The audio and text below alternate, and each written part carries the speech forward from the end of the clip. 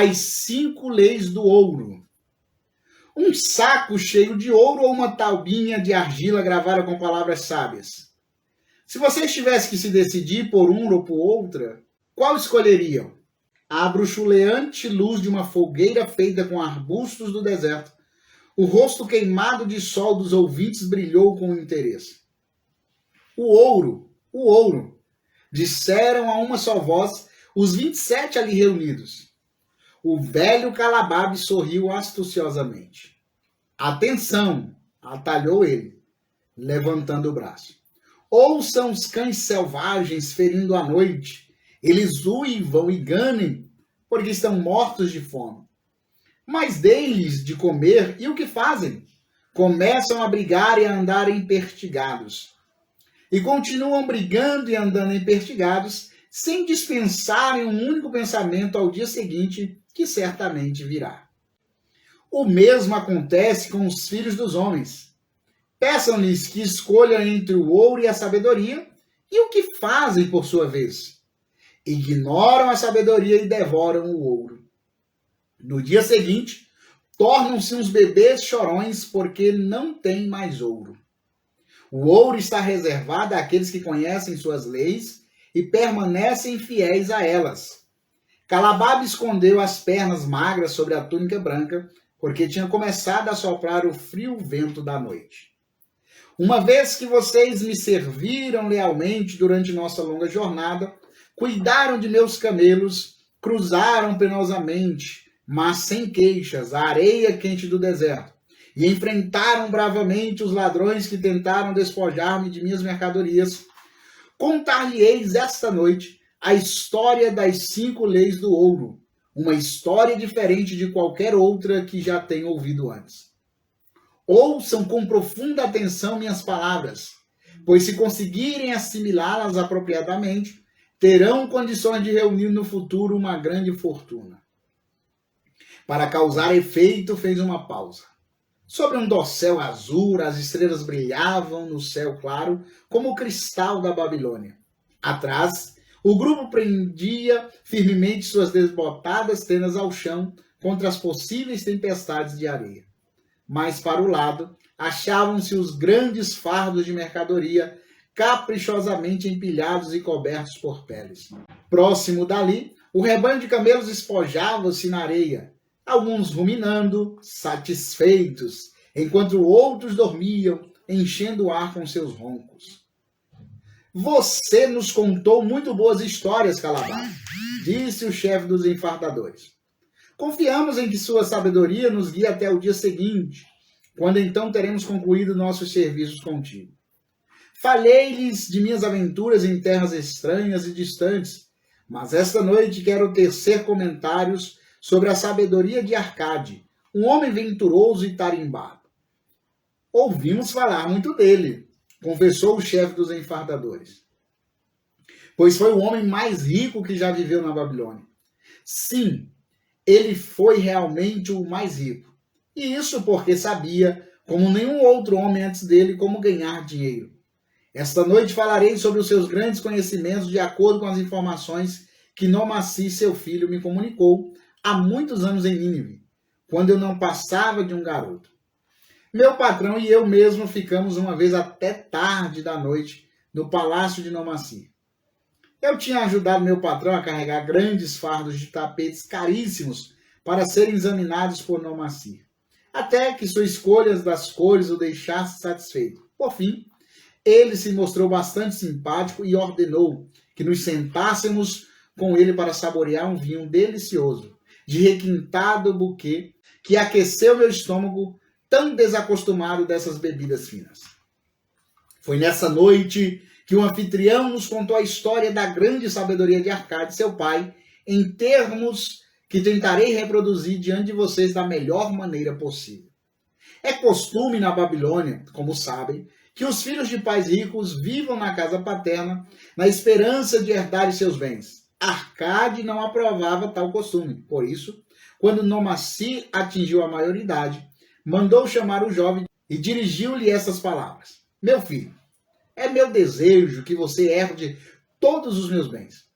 Entretanto, primeiro deve provar que é capaz de administrá-los adequadamente. Por isso, quero que saia pelo mundo e mostre sua competência para ganhar dinheiro e tornar-se um homem respeitado entre nossa gente. Para você começar bem, lhe darei 2 coisas que eu mesmo não tive quando iniciei, como um pobre rapaz, a construção de minha fortuna.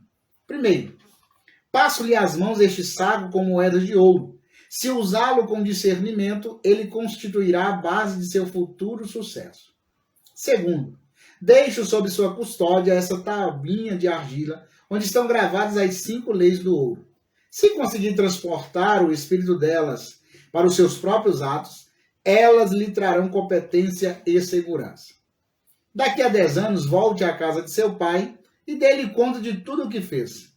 Se eu achar que se mostrou valoroso e me apresentar provas disso, eu o farei herdeiro de todos os meus bens. Por outro lado, comunicarei tudo isso aos sacerdotes, para que eles possam trocar por minha alma a generosa consideração dos deuses. Assim, Nomaci partiu em busca de seu próprio caminho, pegando o saco de ouro, a taubinha de argila, cuidadosamente envolta em tecido de seda, seu escravo e os animais de carga e de montaria.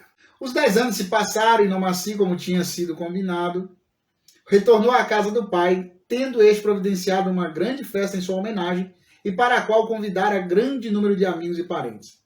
Terminadas as comemorações, pai e mãe acomodaram-se em seus ricos assentos num dos lados do grande salão, e Nomaci apresentou-se diante deles para prestar contas de sua viagem, como tinha prometido ao pai. Era noite. O aposento estava impregnado com a fumaça dos pavios dos candeeiros, que produziam uma fraca iluminação. Escravos em túnicas brancas abanavam ritmicamente o úmido ar com longas folhas de palmeira. Uma pomposa dignidade dava colorida à cena. A esposa de Nomaci e seus 2 filhos ainda pequenos, com amigos e outros membros da família, estavam sentados sobre tapetes atrás dele, ouvindo avidamente. Meu pai, começou a dizer Nomaci, cheio de respeito, inclino-me diante de sua sabedoria. Há 10 anos, quando me achava às portas da maioridade, o Senhor incentivou-me a partir e a tornar-me um homem entre os homens, em vez de permanecer nessa cidade como um vassalo de sua fortuna. E me deu um saco com moedas de ouro, e me concedeu liberalmente as atenções de sua sabedoria. Quanto ao ouro, ai de mim, devo admitir que não usei com perícia. Ele fugiu de minhas inexperientes mãos, como a lebre selvagem foge na primeira oportunidade do jovem que a caça. O pai sorriu indulgentemente. Continue, meu filho. Sua história lhe interessa em todos os seus detalhes. Decidi ir para Nínive, uma próspera cidade, acreditando que ali encontraria oportunidades. Juntei-me a uma caravana e fiz entre seus membros numerosos amigos. Ali também se achavam 2 homens bem-falantes que tinham um belíssimo cavalo branco, rápido como o vento. Enquanto viajávamos, eles me disseram que havia em Nínive um homem riquíssimo, dono de um cavalo tão veloz que nunca tinha sido derrotado. Por sinal, não acreditava que pudesse existir cavalo mais corredor do que o dele. Por isso estava disposto a apostar qualquer soma, por mais alta que fosse, em como seu cavalo venceria qualquer outro em toda a Babilônia. Mas comparado ao deles, zombavam meus amigos. O animal do niniviano não passava de um pangaré que podia ser batido com facilidade.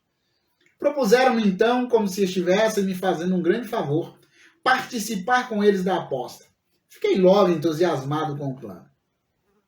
Nosso cavalo levou uma surra vergonhosa e acabei perdendo grande parte do ouro. O pai não pôde deixar de rir. Mais tarde descobri que se tratava de um plano fraudulento desses crápulas e que eles constantemente viajavam com caravanas, procurando sempre novas vítimas. Creio que todos aqui já perceberam que o homem Nínive era um associado deles, que dividia entre os 3 os lucros da aposta. Este astucioso golpe me deu minha primeira lição, incitando-me a ter mais cuidado dali para a frente. Logo aprenderia outra igualmente amarga.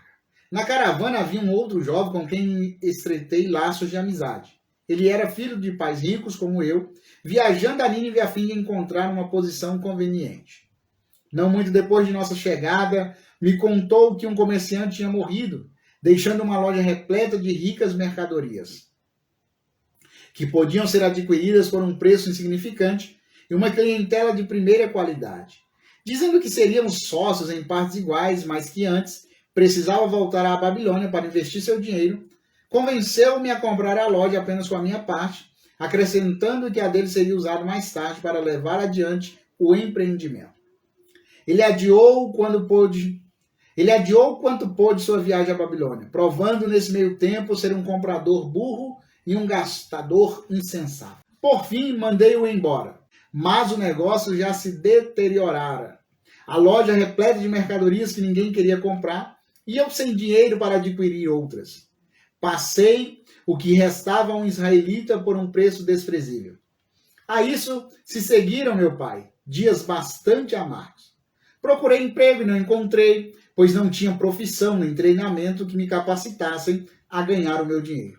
Vendi meus cavalos, vendi meu escravo, vendi grande parte de minhas roupas para que pudesse comer e ter um lugar para dormir, mas a escassez tornava-se a cada dia mais assustadora.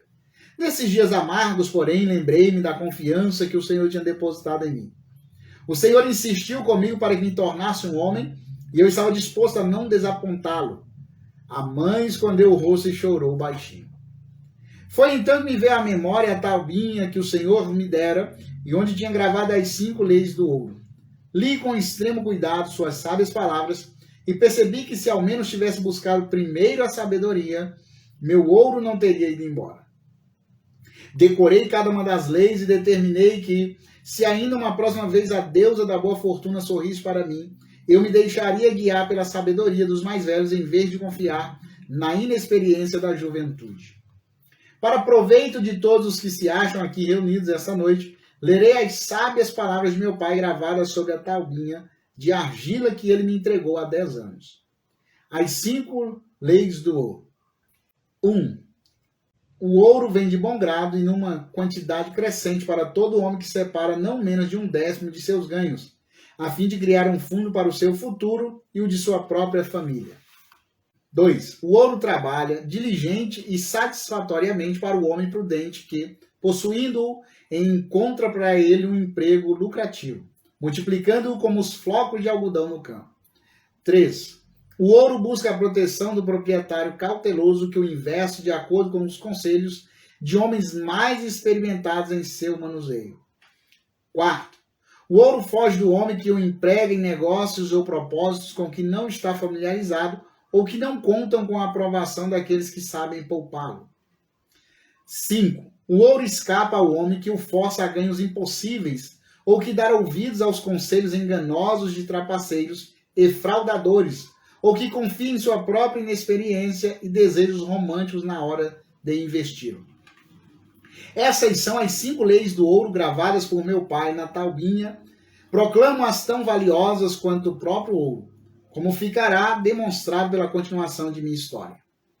Ele então encarou o pai. Contei-lhe sobre a grande pobreza e o desespero que minha inexperiência me trouxe. Entretanto, não existe nenhuma sucessão de infortúnios que não chegue a seu fim. No meu caso, isso aconteceu quando consegui um emprego com um chefe de um grupo de escravos que trabalhavam na nova muralha externa da cidade. Usando meu conhecimento da primeira lei do ouro, economizei uma moeda de cobre dos meus primeiros vencimentos, acrescentando a ela, sempre que possível, uma moeda de prata. Era um procedimento lento, pois eu tinha de fazer despesas pessoais. Gastava de má vontade, admito, porque estava determinado a ganhar, antes de completados os 10 anos, muito mais dinheiro que aquele que o Senhor meu pai me havia concedido. Um dia, o chefe dos escravos, de quem me tinha tornado amigo, disse: "Você é um jovem econômico que não gasta temerariamente o que ganha. Tem procurado guardar dinheiro?" "Sim", respondi. "Meu desejo é juntar o suficiente para repor aquele que meu pai me deu e que perdi." "Posso garantir-lhe que se trata de uma ambição meritória. Sabia que o dinheiro que você está economizando pode trabalhar para você e ganhar muito mais?" "Ai de mim! Tive uma experiência bastante amarga, pois todo o ouro de meu pai escorreu como água. e tenho muito medo de que o meu vá pelo mesmo caminho. Se tiver confiança em mim, eu o ensinarei a lidar de modo lucrativo com o dinheiro, disse ele. Dentro de um ano, a muralha externa terá sido terminada e estará pronta para receber os grandes portões de bronze que serão erguidos em cada entrada, a fim de proteger a cidade contra os inimigos do rei. Em toda Nínive não existe metal suficiente para fazer esses portões, e o rei ainda não pensou em providenciá-lo. Eis o meu plano.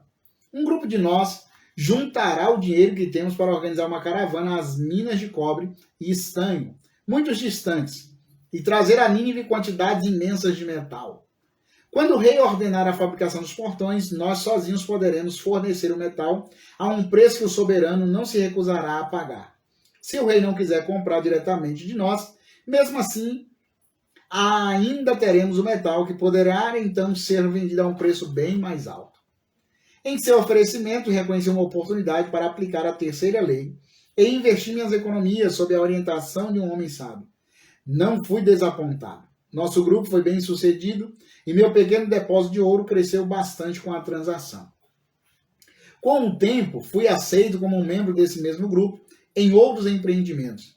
Eram homens de tirocínio para os negócios, discutiam minuciosamente todos os planos levados ao seu exame antes de se lançarem a qualquer empresa. Protegiam o principal contra todas as eventualidades e não se metiam em nada em que o dinheiro investido não pudesse ser recuperado.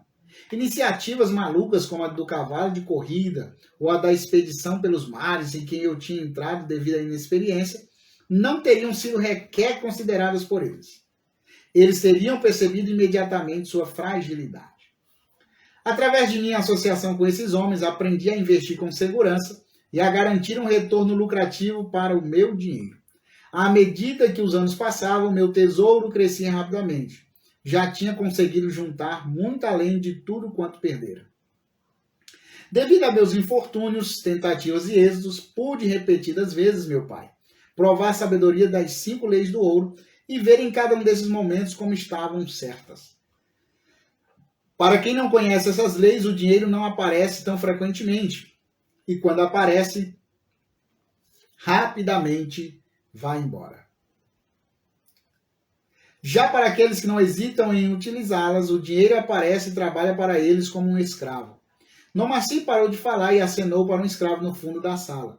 O escravo trouxe para a frente um de cada vez 3 pesados sacos de ouro. Nomaci pegou um deles e colocou-o no chão diante de seu pai, dirigindo-lhe essas palavras.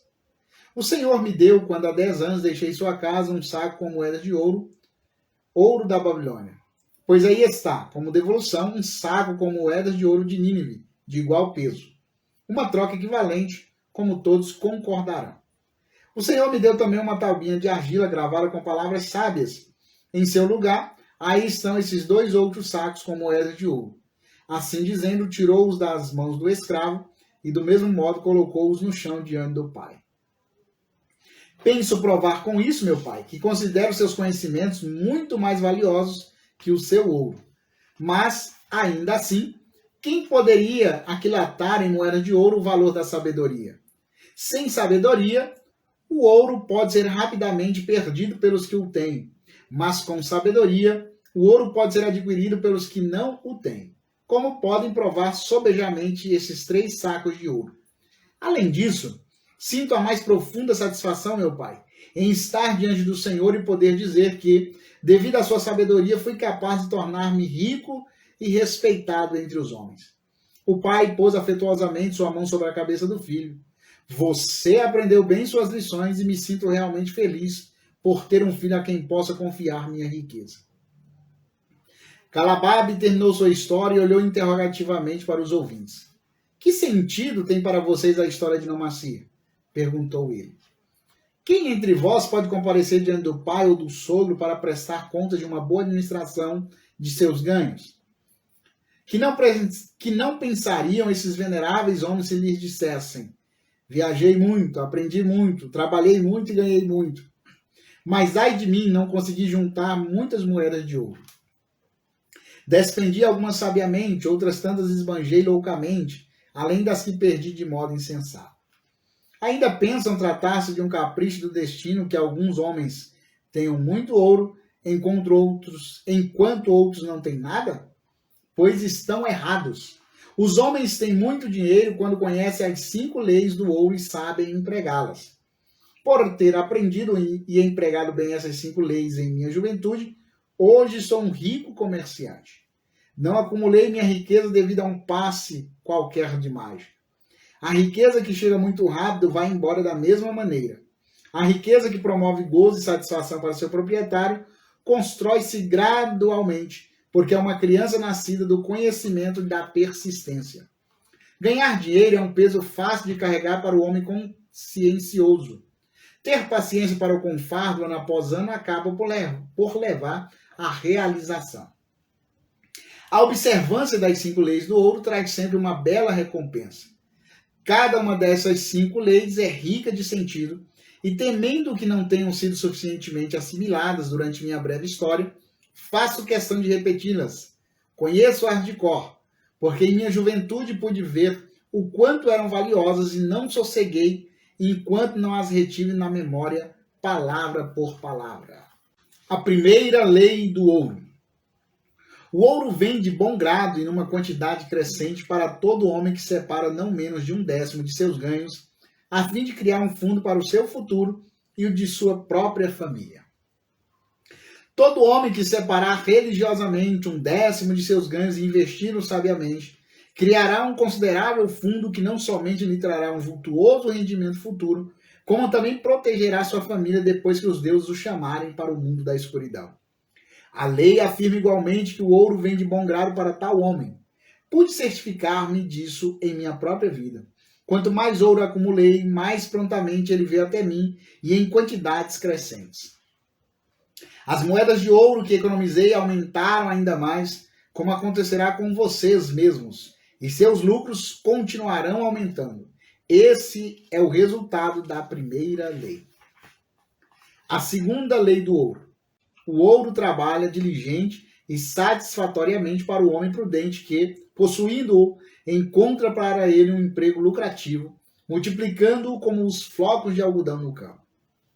O ouro realmente é um trabalhador bem disposto, está sempre ávido por multiplicar-se quando a ocasião se apresenta. Para o homem que conserva separada uma determinada quantidade de ouro, sempre surgem oportunidades para um empreendimento lucrativo. À medida que os anos passam, ele se multiplica das maneiras mais surpreendentes. A terceira lei do ouro. O ouro busca a proteção do proprietário cauteloso, que o investe de acordo com os conselhos de homens sábios em seu manuseio. O ouro realmente busca a proteção do proprietário cauteloso e aborrece a companhia do insensato. O homem que procura o conselho dos mais sábios no manuseio do dinheiro aprende cedo a não pôr em risco o seu tesouro, mas preservá-lo em segurança e gozar com satisfação seu crescimento. A quarta lei do ouro. O ouro foge do homem que o emprega em negócios ou propósitos com os quais não está familiarizado ou que não contam com a aprovação daqueles que sabem poupá-lo. O homem que tem moedas de ouro, mas não é hábil em seu manuseio, depara muitas vezes com situações aparentemente lucrativas. Tais situações são a miúde, pré-ins de perigo de perda e, quando bem examinadas por homens sábios, revelam pequena possibilidade de lucro. Por isso, o inexperiente que possui ouro confia em seu próprio juízo e investe seu capital em negócios ou propósitos com os quais não se acha familiarizado. Comete muitos erros e paga com seu tesouro pela falta de tarimba. Sábio, aliás, é aquele que investe o seu dinheiro de acordo com o conselho dos homens acostumados a lidar com finanças. A quinta lei do ouro. O ouro escapa ao homem que o força a ganhos impossíveis, ou que dá ouvidos aos conselhos enganosos de trapaceiros e fraudadores, ou que confia em sua própria inexperiência e desejos românticos na hora de investi-lo. Propostas fantasiosas que impressionam com as histórias de aventuras sempre ocorrem ao novo proprietário de ouro. Elas surgem para dotar seu tesouro com poderes mágicos que o capacitarão a fazer ganhos impossíveis. Observem, porém, os homens sábios, pois eles conhecem verdadeiramente os riscos que se ocultam por trás de todos os planos para fazer grande riqueza rapidamente. Não se esqueça dos homens ricos de Nínive. que não admitiam qualquer coisa que pusesse em risco o principal ou não trouxesse em si mesma a certeza de lucro. Aqui termina minha história sobre as 5 leis do ouro. Ao contá-la, espero ter passado para vocês os segredos de meus próprios sucessos. Não há realmente segredos, mas verdades que todo homem deve primeiro aprender e então seguir, se deseja sair da multidão na qual, como aqueles cães distantes, tem de se preocupar todos os dias com a alimentação. Amanhã entraremos na Babilônia. Olhem, vejam o fogo perene que arde acima do templo de Bel. Já estamos perto da cidade de ouro. Amanhã vocês terão dinheiro, o dinheiro a que têm direito pelos seus serviços tão lealmente prestados. 10 anos depois desta noite, o que terão a contar sobre esse dinheiro? Se houver entre vocês quem, como Nomassir, venha a usar uma parte de seu dinheiro para tentar conseguir por si mesmo uma posição social, e a partir daí deixar-se guiar pela sabedoria de Arcade, se depois de 10 anos, a contar de agora, for um apostador seguro, como o filho de Arcade, esse alguém será então rico e respeitado entre os homens. Nossas ações sensatas acompanham-nos através da vida para nos dar prazer e ajudar-nos. Do mesmo modo, nossas ações insensatas nos seguem para nos causar prejuízos e atormentar-nos. Ai de mim! Elas não podem ser esquecidas. Na primeira fila dos dissabores que nos perseguem estão as recordações das coisas que devíamos ter feito, das oportunidades que vieram até nós apenas para testemunhar nosso pouco caso. Ricos são os tesouros da Babilônia, tão ricos que nenhum homem seria capaz de estimar seu valor em moedas de ouro. A cada ano tornam-se mais ricos e mais valiosos.